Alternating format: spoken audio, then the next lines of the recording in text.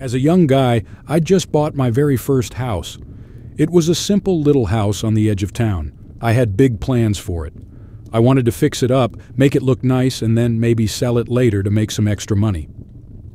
More than that, I was just so happy to finally have a place I could call my own. The guy who sold me the house had left it totally empty. I mean, there was nothing inside, no chairs, no tables, no nothing. I was moving out of a tiny apartment that only had one room.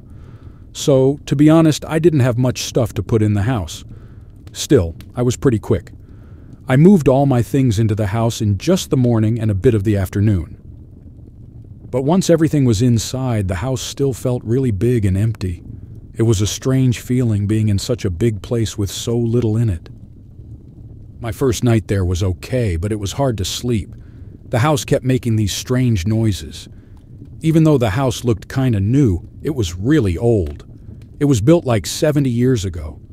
Some people had tried to fix it up a bit, but it still had that old feel and those old sounds. The next day, I stayed home. I opened all my boxes and started putting things where I wanted them. I set up my TV, my toaster, and even my new microwave. By the time the sun went down, I was pretty tired. I decided to chill out and watch a movie. But just as I was getting into the film, there was this super loud bang from above me. It was like something really heavy had fallen upstairs. It scared me a lot. I didn't remember leaving anything heavy upstairs. I went to check, but everything was just where I'd left it. I checked all the rooms upstairs and even downstairs. Nothing was out of place. Still, I couldn't stop thinking about that noise. What if there was something wrong with the house that I hadn't noticed? After the movie, I was ready to sleep. I turned off the TV and lights and went to bed. But in the middle of the night, I woke up. There was this strange sound, like something going creak, creak, creak over and over. I got out of bed, slowly opened my door, and then my heart felt like it was going to jump out of my chest. The door to the attic was wide open. There was a ladder coming down from it, like someone had used it recently. I didn't even think. I started to run downstairs to get my phone and call for help, but just as I was about to reach the bottom, I heard loud footsteps above me. Someone was in the house. I was stuck, scared, listening to the sound of someone opening the back door and then running off. Quickly, I went to the door, locked it, and picked up my phone to call the police. My hands were shaky, but I dialed 911. While waiting for them to arrive, I decided to check the whole house. I didn't want any surprises. I used the creaky ladder to get into the attic, and I was shocked by what I saw. There was a lot of old stuff up there. Chairs, boxes, junk. All of it looked like it had been there for a really long time. When the police finally arrived, they told me that someone might have been staying in my house when it was empty before I bought it. They told me not to worry, that person was probably gone for good, but I should be careful and keep my doors and windows locked. Even after the police said it was probably okay, every time I got back home after work, I had this creepy feeling. What if someone was still hiding in my house?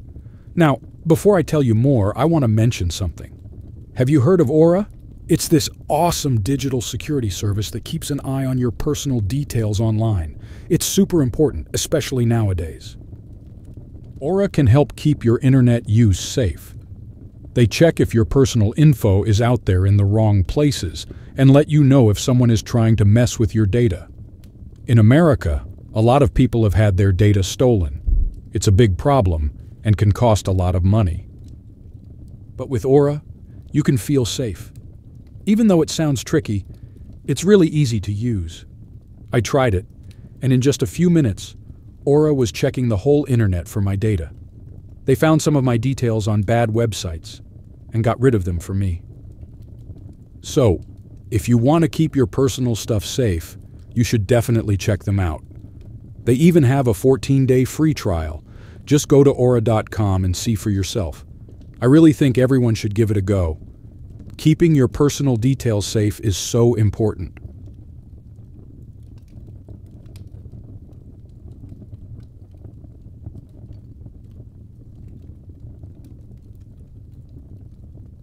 This happened a few years back. I had just found a new place to live and started settling in. During the first 7 days, everything was smooth.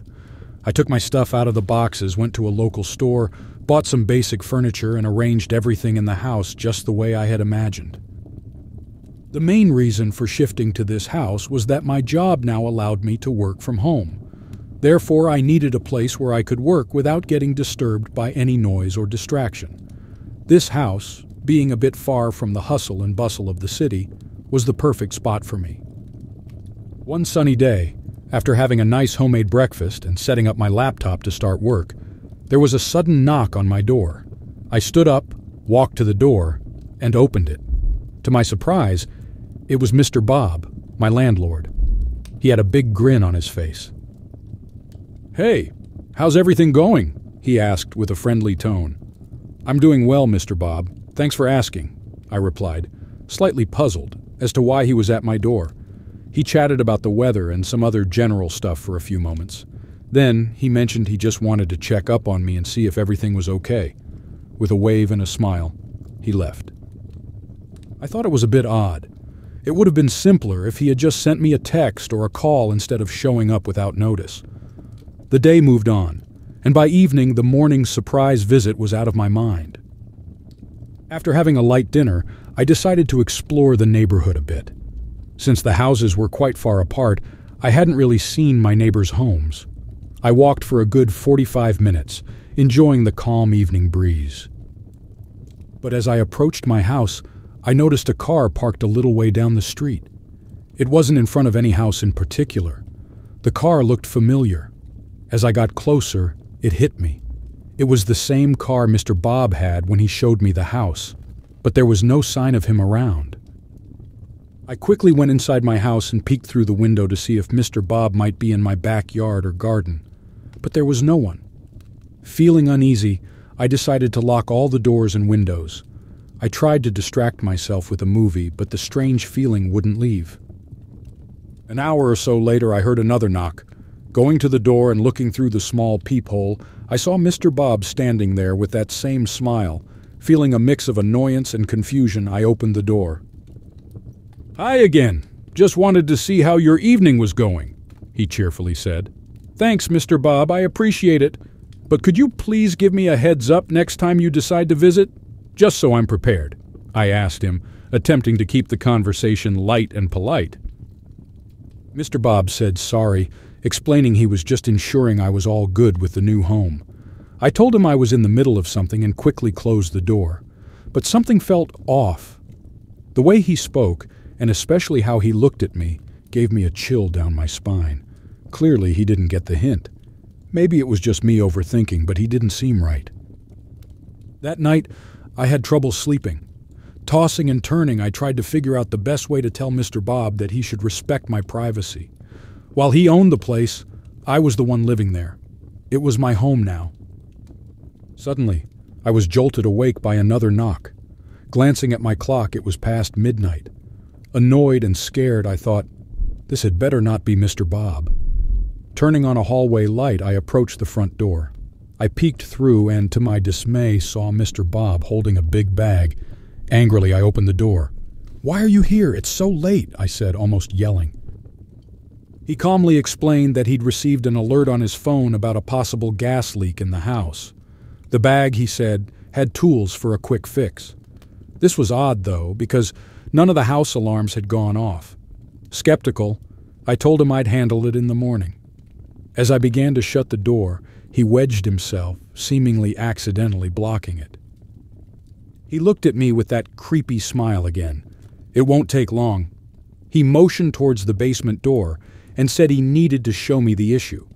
As he headed downstairs, I thought quickly, "Wait, let me grab my phone to document the supposed issue." Rushing to my room, I grabbed my phone and my car keys. Out of curiosity, I opened the bag he left by the door. There were no regular tools inside, just some objects I couldn't identify. Panic set in. I could hear his footsteps coming back.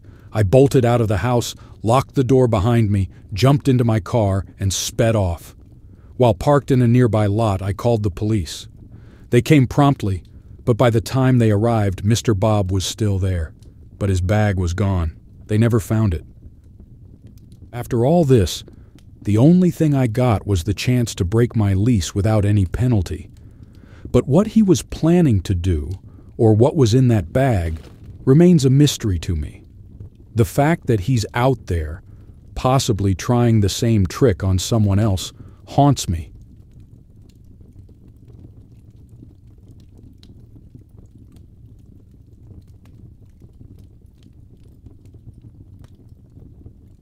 In the summer of 2022, I packed up my stuff and left the bustling city life.